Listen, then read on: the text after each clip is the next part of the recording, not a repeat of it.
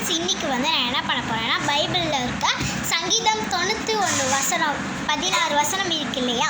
So அதை தான் இன்றைக்கி நான் உங்களுக்கு சொல்ல போகிறேன். எப்படி சொல்கிறேன்னு பார்த்து கமெண்ட் பண்ணுங்கள். ஓகே, நான் சொல்கிறேன். ஃபர்ஸ்ட் 1. உன்னதமானவரின் மறைவில் இருக்கிறவன் சர்வ உலோர் நிழலில் தங்குவான்.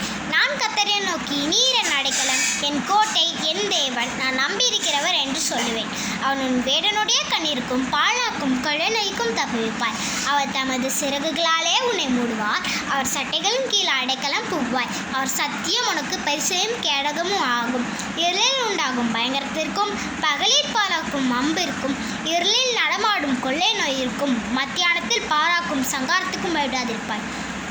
உன் பக்கத்தில் 1000 பேரும் உன் வலது புறத்தில் 16 பேர் விழுந்தாலும் அது உன்னை அணுகாது. உன் கண்களாய் மாத்திரம் நீ அதை பார்த்து துமார்க்கர்களும் பலனை காண்பாய். எனக்கு அடைக்கலமாக இருக்கிற உன்னதமான கர்த்தர் உனக்கு தாபிரகமாக கொண்டாய். ஆகையால் பொல்லாப்பு உனக்கு நேரிடாது, வாதை உன் கூடாரத்தை அணுகாது.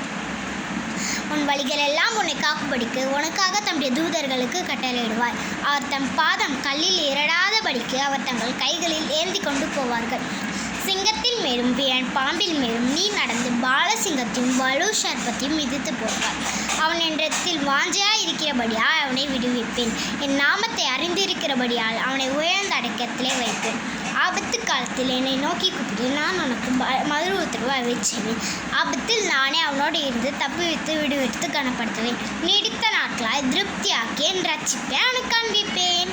நான் சொல்லிட்டேன். இப்போது அது நல்லா இருந்துச்சுன்னா லைக் பண்ணுங்கள், சப்ஸ்கிரைபும் பண்ணிடுங்க. So bye.